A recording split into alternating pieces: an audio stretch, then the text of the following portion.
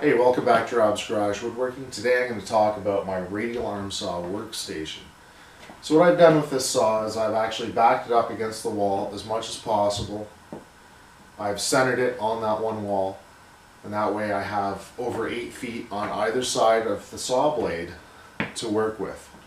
And that makes it really convenient, okay, when you want to cut some stuff.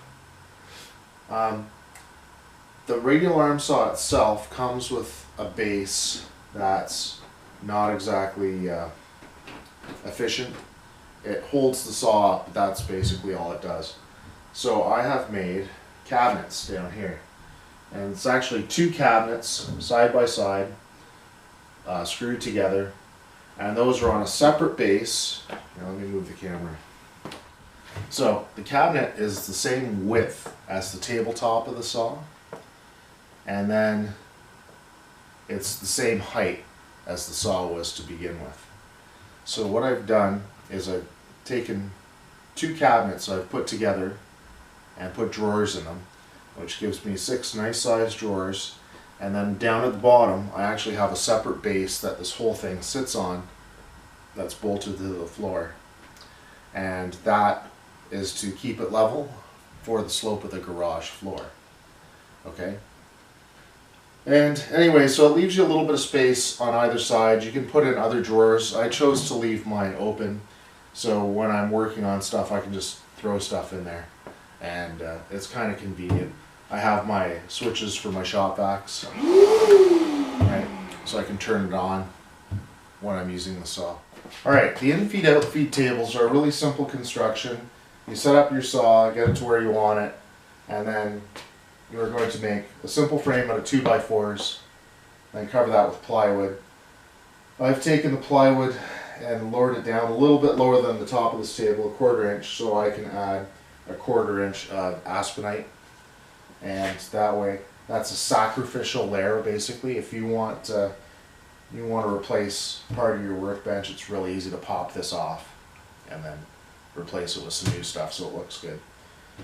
The frame, like I say, is 2x4s, really simple, 2x4s, plywood.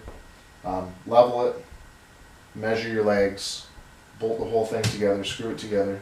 I have a second shelf here, a little bit of space underneath it for tools, shelf for tools. And then on top, if you want to work on something, what I do is normally I have this part clear so I can run my wood back and forth for the saw. And then when I want to use something else like the bandsaw, I just move it forward, plug it in, stick the vac to it, and which I have ports here, and then I can use it. And then on this side, I actually have it just a bit of an overhang, and that side I have my snowblower underneath it, which it couldn't really fit anywhere else, so I had to put it somewhere. So this was my solution.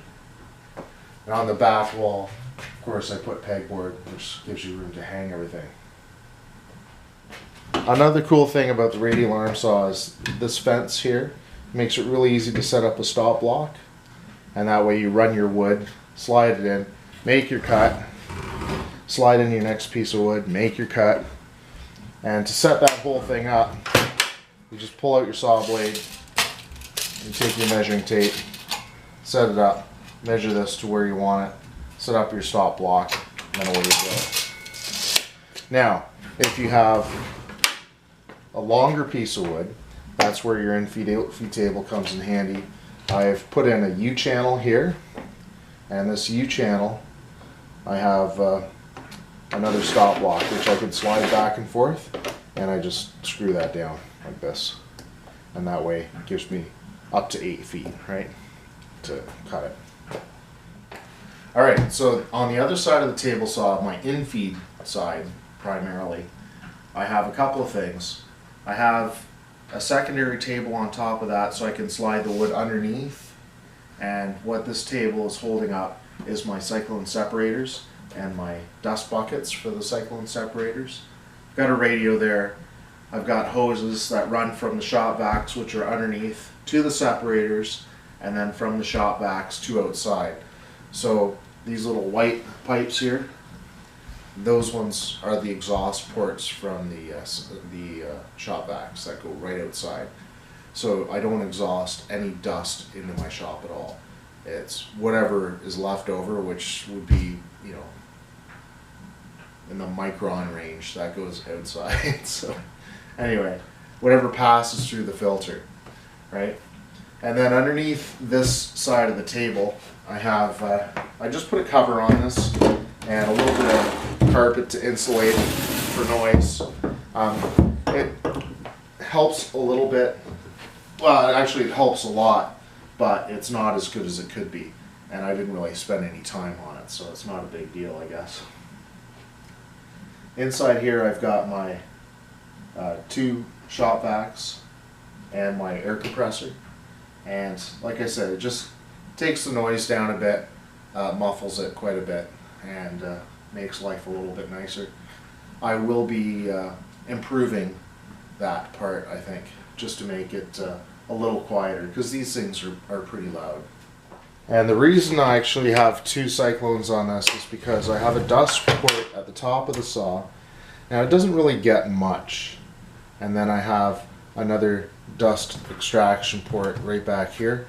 And actually it's right here, but there's a cover on it to help control the dust. That'll be another video. I'll show you guys how to do that. And it really keeps the dust down. These things create a horrendous amount of sawdust, and they're really tricky to set up properly. It came with a big dust port at the back, which got most of the big dust, which was nice, but it made the saw stick so far away from the wall it was useless, so I couldn't use it. So I had to back the saw back up, so I have more garage left over. Anyway, so that's the story between the 2 dust ports, one at the bottom, one at the top of the saw. Alright, so anyway, that's my setup. Pretty simple, easy to do, gives you a little bit of workspace, and mainly your infeed outfeed tables, which are really, really important for this type of saw, and it'll make your life so much nicer to have those. So that's basically it. If you guys have any questions, feel free to ask. If you have any comments, leave the comments. If you like it, thumbs up. If you like my channel, subscribe. And I try to put out a video every week or so. And anyway, basically that's it. Thanks for watching, and have a good time out in the shop.